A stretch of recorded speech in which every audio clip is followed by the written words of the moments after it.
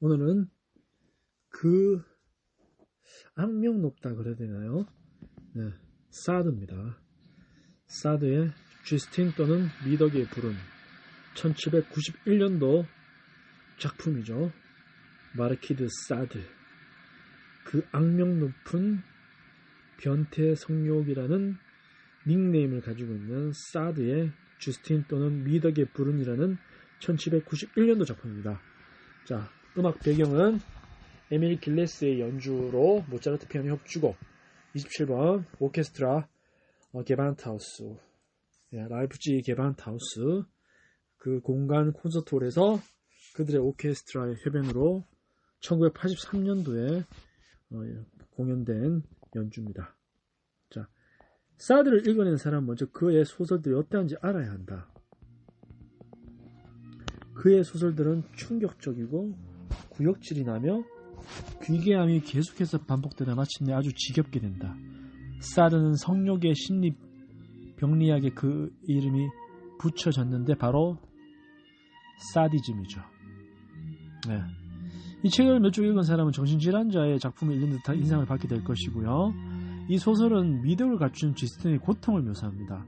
도덕적으로 흠잡을 데 없는 여주인공의 모범으로 박해받는 순결함에 관한 소설들에서 유래됐죠. 그것은 미덕에 같이 관한 소설들이었고요. 영국인 세멀 리처더스는 이 주제를 자신의 베스트셀러 파멜라와 클라리사에 끌어들여 전 유럽에서 인기를 끌었습니다. 리처더슨 소설의 유명한 여주인공인 파멜라는 너무나 도덕적이어서 그녀가 사모하던 미스터 B가 한 번은 그녀가 있는 데서 외설적인 대상인 여성 양말을 언급했을 때 거의 실신하게 됩니다.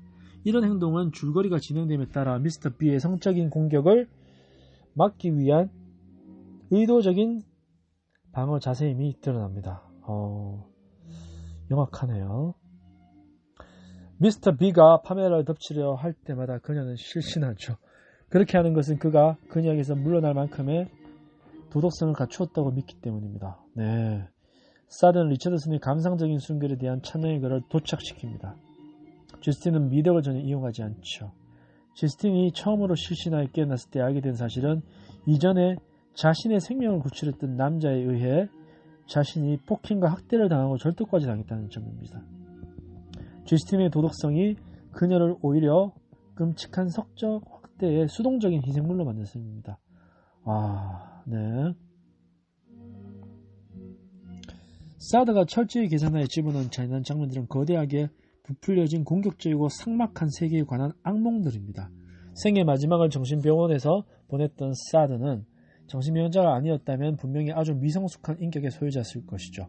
그의 수없이 많은 단기간의 감옥 생활 중에 일어난 사건들이 이를 잘 설명해주고 있는데요. 그는 간수들이 비인간적으로 대우한다고 제소한 일이 있었죠. 그들이 자신의 목감기에 필요한 약을 가져다 주지 않았다는 것입니다. 그런데 사드는 창녀들과 아이들을 수주일 동안 고문하고 학대한 일에 가담해서 투옥된 데였던 터였죠. 사드가 끔찍한 사람이었다는 사실에는 의심할 여지가 없습니다. 그러나 그의 작품은 유럽 문화사의 일면에서 독보적인 위치를 차지합니다. 그것은 바로 그가 금기시되었던 그의 것에 경계를 허물어버렸다는 점이죠. 그의 작품에 사람들이 요구하는 이유도 여기 있습니다. 사드는 계몽주의의 낙관적인 인간 모습과는 전혀 다른 모습을 전해주고 있었죠. 루소는 인간이 자연적으로는 선하다고 말했고, 영국의 철학자 데이비드 휴me, 애덤 스미스, 스타프치 버리는 인간의 본질이 선과 동정심, 관대함, 호의 등이라고 설명했습니다. 이런 인간상의 미국 독립선언에서 나오는 인권선언이 기초되었죠.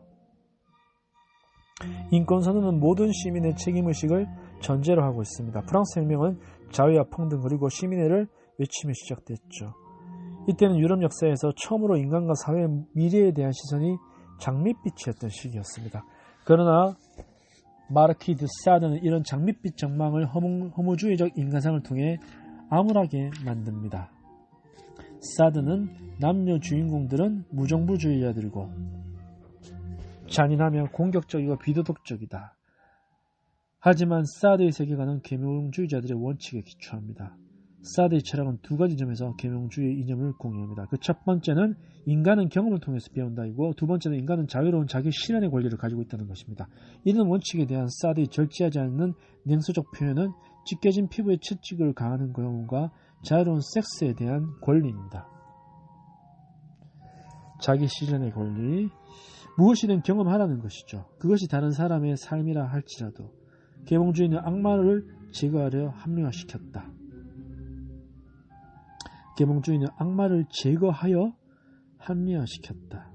그런데 사람들이 거의 의식하지 않고 있는 바로 그 순간에 그 악마가 갑자기 나타났죠.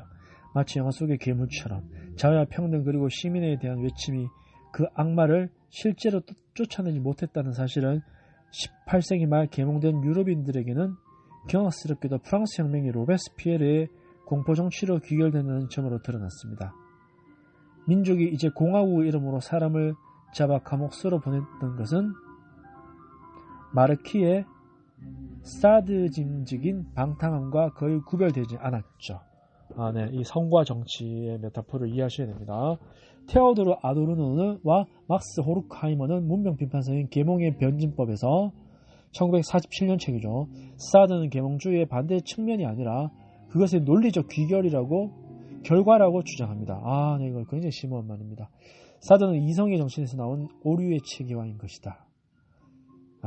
사드의 방탕한 장면들은 냉혹한 계산과 결합된다. 그것은 신체의 모든 부분을 살펴보고 신체의 모든 기능을 이용하며 또한 외모를 한껏 복잡하게 치정해 보는 것이다.